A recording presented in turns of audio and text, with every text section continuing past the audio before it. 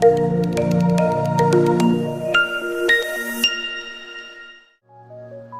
कहते हैं ना कि नशा मेहनत की करो ताकि बीमारी भी सक्सेस वाली लगे।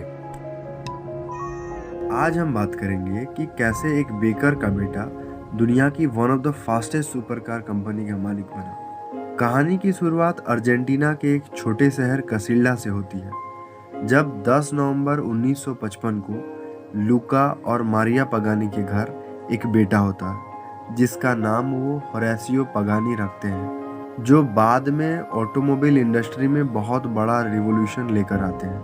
होरेसियो के फादर लूका पगानी पेशे से एक बेकर थे और उनकी माँ मारिया हाउसवाइफ थी। होरेसियो बचपन से ही एक बेहतर लाइफ चाहते थे। उन्हें इंजीनियरिंग में बहुत इंटरेस्ट था। 9 साल की उम्र में वो लकड़ियों को तराश कर कार की मॉडल्स बनाया करते थे।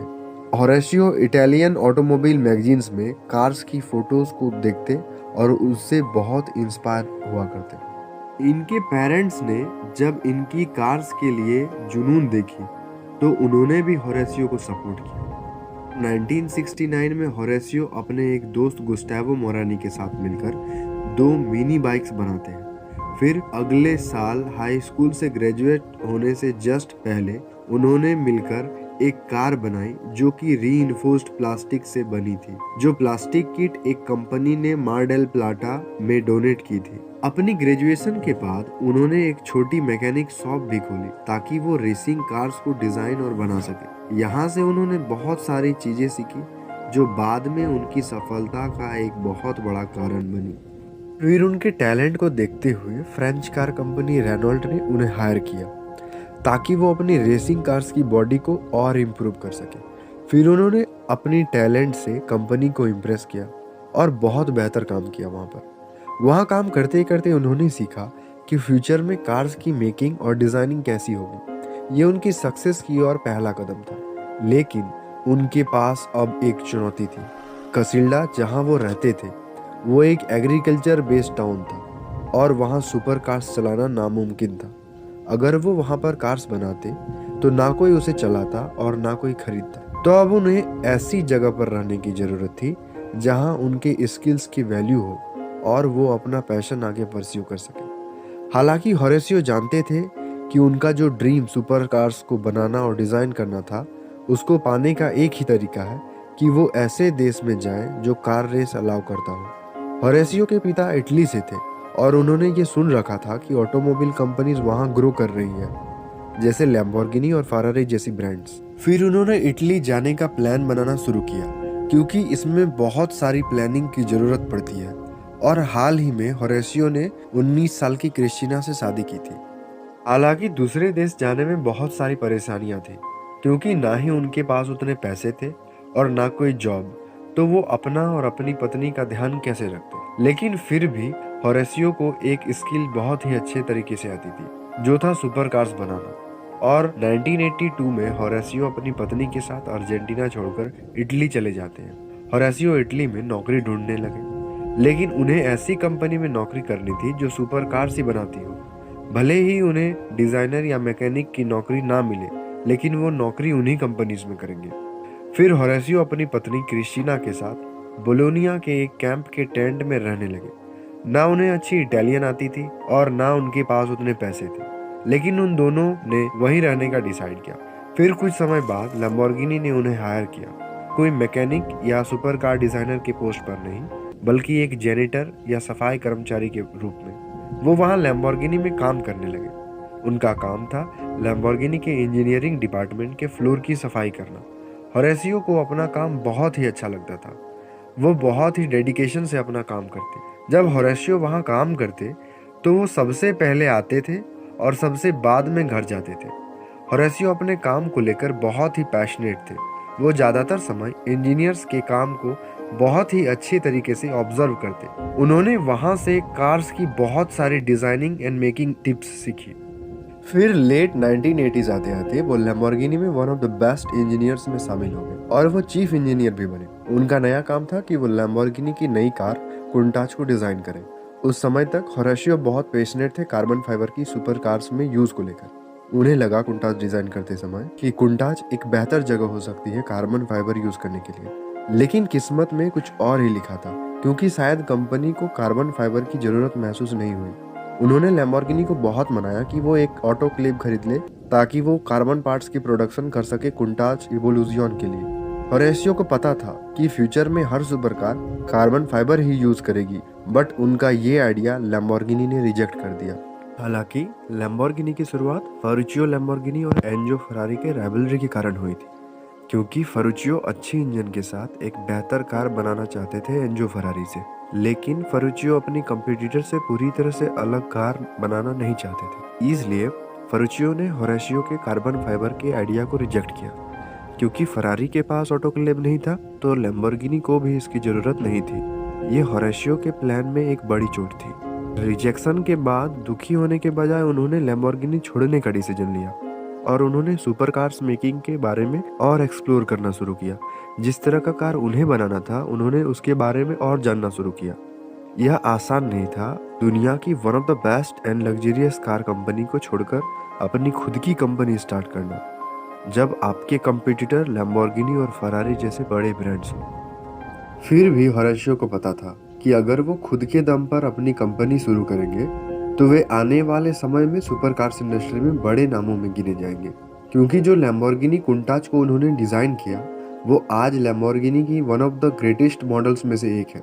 कुंटाच के सक्सेस के बाद वो खुश नहीं थे, तो 1987 में उन्होंने बैंक से लोन ली ताकि वो उस पैसे से ऑटोक्लेव खरीद सके और कार्बन फाइबर से कार्स बना सके।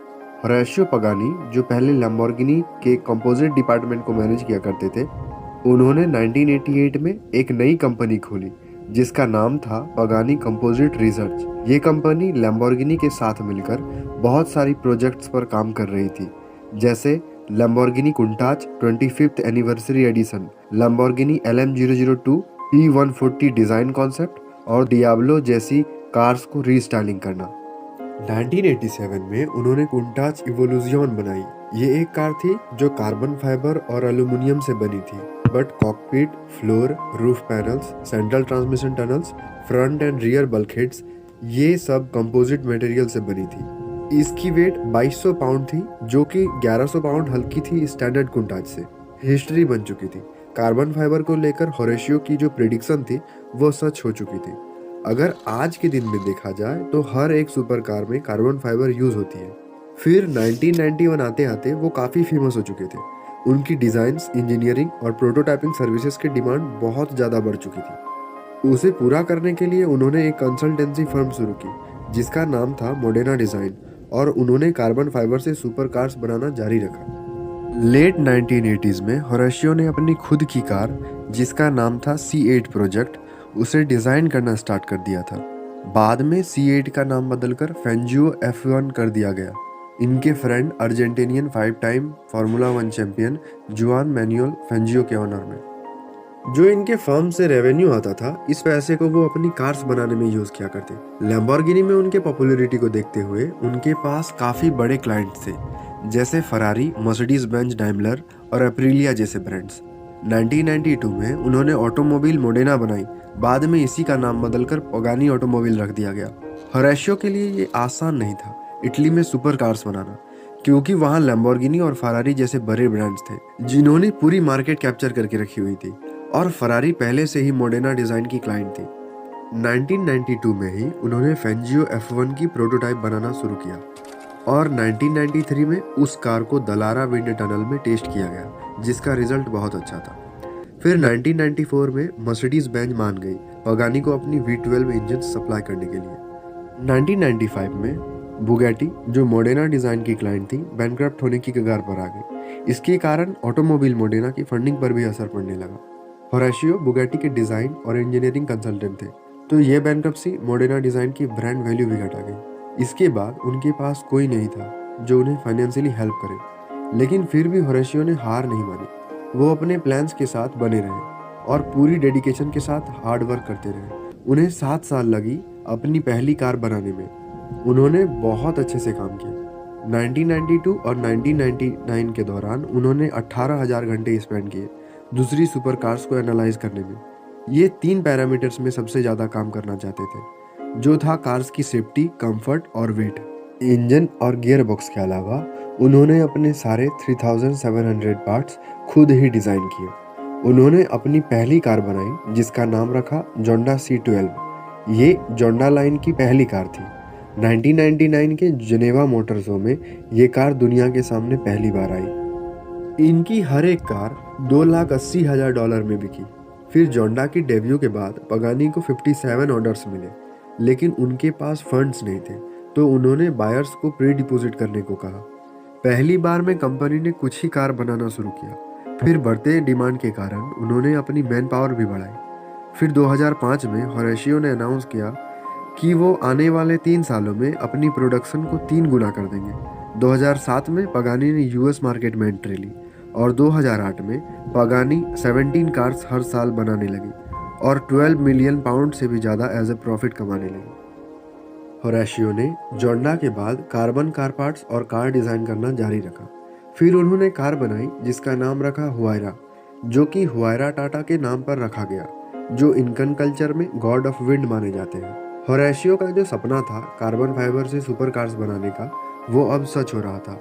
उनके कार्बन फाइबर के प्रति इस पैशन को देखते हुए उन्हें एक निकनेम दिया गया, जो था किंग ऑफ कार्बन। जैसा कि पहले उन्होंने प्रिडिक्ट किया था कि कार्बन फाइबर फाउंडेशनल सब्सटेंस होगी फ्यूचर की सुपर कार्स में, क्योंकि ये बहुत ही हल्की और मजबूत होती है। होरेशियो ने बहुत सारे नए मॉडल्स पर काम किया, जिनमें से कुछ को सालों लग गए बनाने में। हालांकि पहले सुपर कार को डिज़ाइन करने में उन्हें मात्र 7 साल लग गए।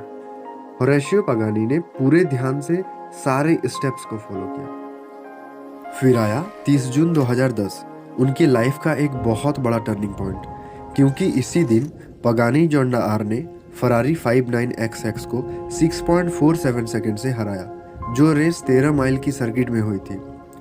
ये पगानी के लिए एक बहुत बड़ी जीत थी, क्योंकि जिन ब्रांड्स के कारों को वो मैगजीन्स में देखकर इंस्पायर हुआ करते थे, आज इन्हीं की बनाई एक कार ने उस कार को हरा दिया था। फिर 2013 में जोंडा रिवोल्यूशन वर्जन इंट्रोड्यूस की गई। इस कार में 800 हॉर्स पावर की इंजन थी और इसकी प्राइस $2.8 मिलियन रखी गई। बाद में उनकी नेक्स्ट मॉडल जोंडा 760 कूप लिमिटेड एडिशन बनाई गई, जो कि पगानी की हाईएस्ट सेलिंग सुपर कार्स में से एक है। इस कार को कुछ फेमस सेलिब्रिटीज ने भी ली। F1 चैंपियन लेविस हैमिल्टन भी उनमें से एक हैं। 12 सितंबर 2022 को हुआयरा की सक्सेसर यूटोपिया को रिवील किया गया, जिसकी सिर्फ 99 यूनिट्स ही बनेगी और इसकी प्राइस को अभी तक कंपनी के द्वारा डिस्क्लोज नहीं किया गया। आज पगानी एक $1 बिलियन कंपनी है और होरेशियो की खुद की नेटवर्थ इस साल 2022 में $125 मिलियन है और इनकी एनुअल सैलरी $20 मिलियन है। आप अगर इसके बारे में और डीप में जानना चाहते हैं तो डिस्क्रिप्शन में कुछ आर्टिकल्स के लिंक्स हैं, आप वहां से भी जाके इसे पढ़ सकते हैं। तो आज के लिए बस इतना ही, फिर मिलेंगे अगले वीडियो में। तब तक अपना ख्याल रखें और अगर ये वीडियो आपको पसंद आया हो तो इसे लाइक करें, बहुत पसंद आया हो तो चैनल को ज़रूर सब्सक्राइब करें। वीडियो में अंत तक बने रहने के लिए आपका बहुत धन्यवाद।